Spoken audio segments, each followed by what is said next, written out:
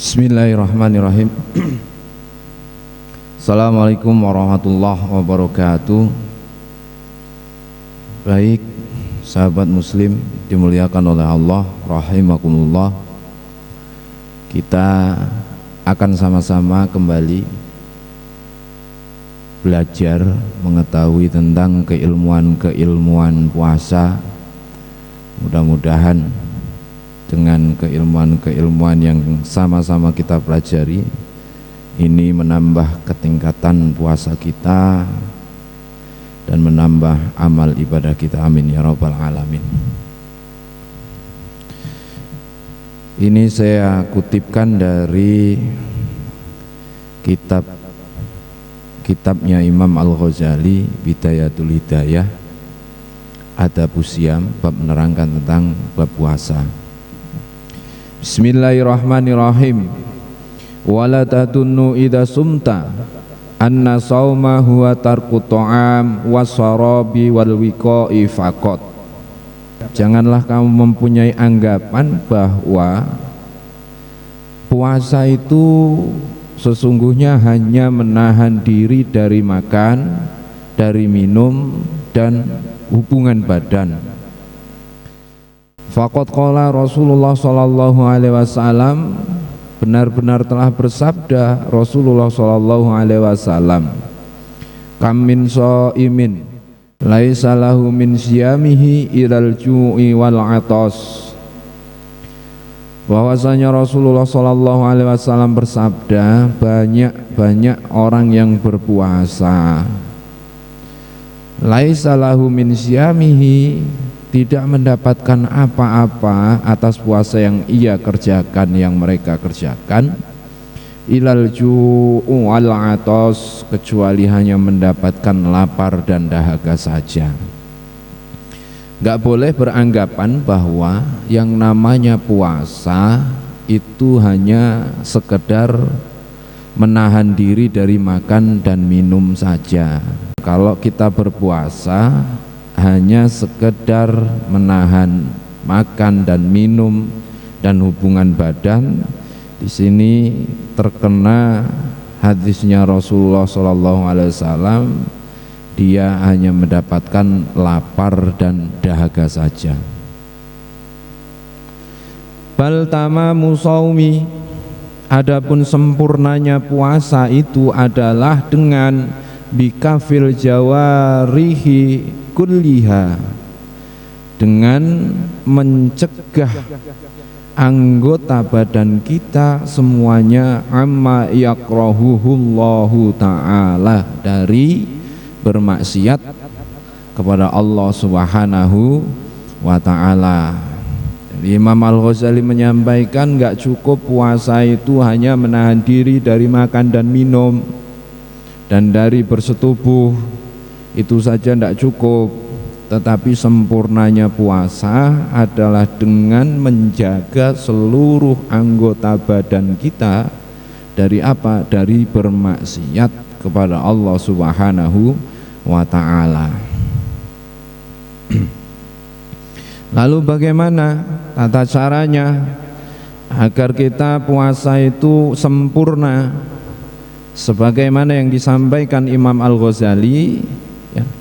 Bal yambahi antahfadul aina anin nadhari ilal makarihi, hendaknya seseorang yang berpuasa itu mencegah dirinya, mencegah matanya.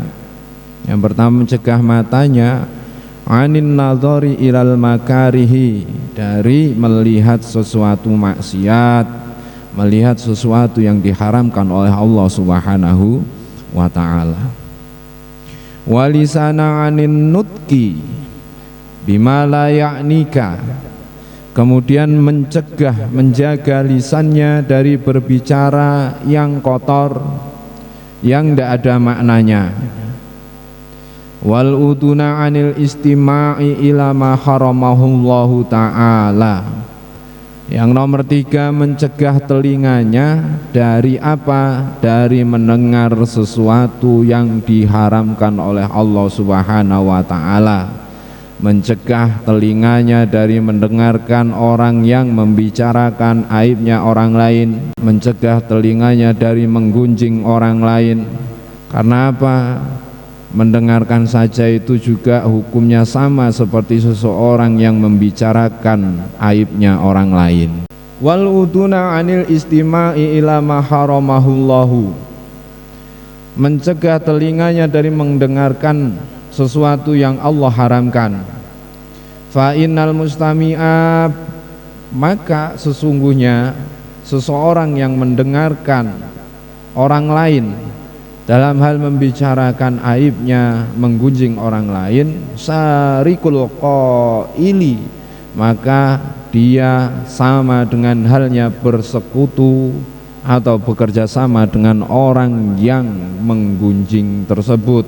Jadi ini kalau sempurna, mau sempurna puasanya, berdasarkan keterangan Imam Al-Ghazali yang pertama, yakni menjaga matanya dari melihat sesuatu yang haram, menjaga matanya dari maksiat kepada Allah Subhanahu wa ta'ala. Nomor dua, menjaga lisannya dari berbicara yang tidak ada maknanya, dari berbicara kotor, dari menggunjing.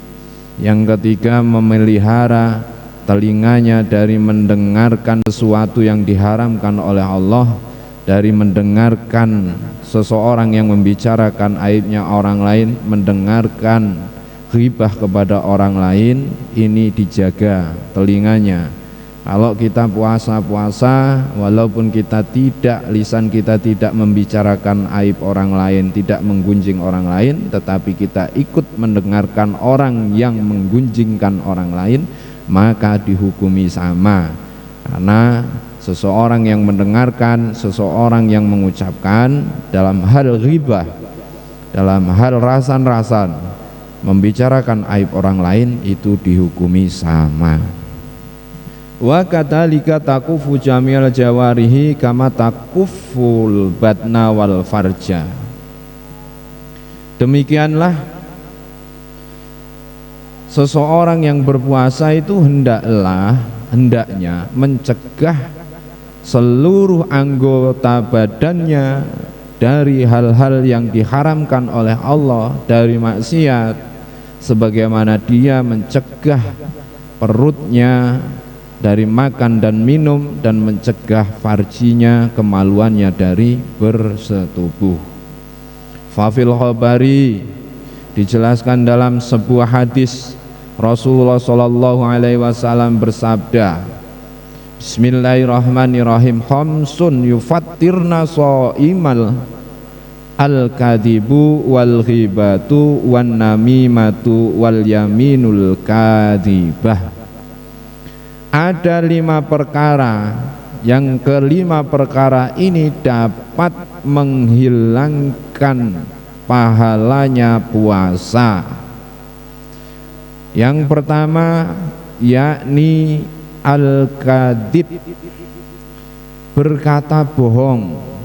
Orang puasa kemudian dia berbohong, maka hilang pahala puasanya, rusak tuh kesempurnaan puasanya. Wal ghibatu, kemudian nomor 2 menggunjing, membicarakan orang lain, membicarakan aib orang lain, rasan-rasan. Orang puasa kemudian membicarakan temannya, membicarakan orang lain, maka hilanglah pahala dari puasanya.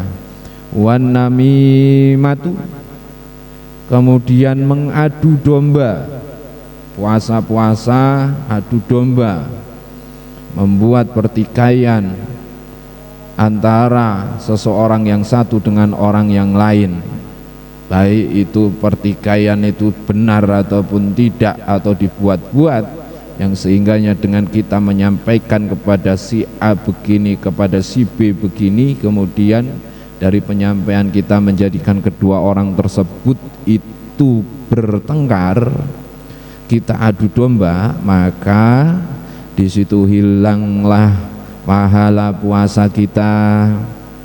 wal yaminul kadhibah.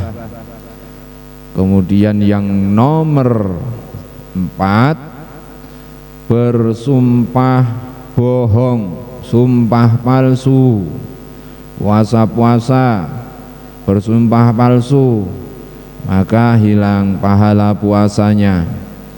Wan nadru bisahwatin, yang nomor 5, yakni melihat lawan jenis dengan menggunakan syahwat. Matanya melihat, kemudian syahwatnya hidup, pikirannya hidup. Ini kelima perkara yang menghilangkan pahalanya puasa. Maka ketika ini ada di dalam diri kita, maka belajar untuk menjauhinya. Agar apa?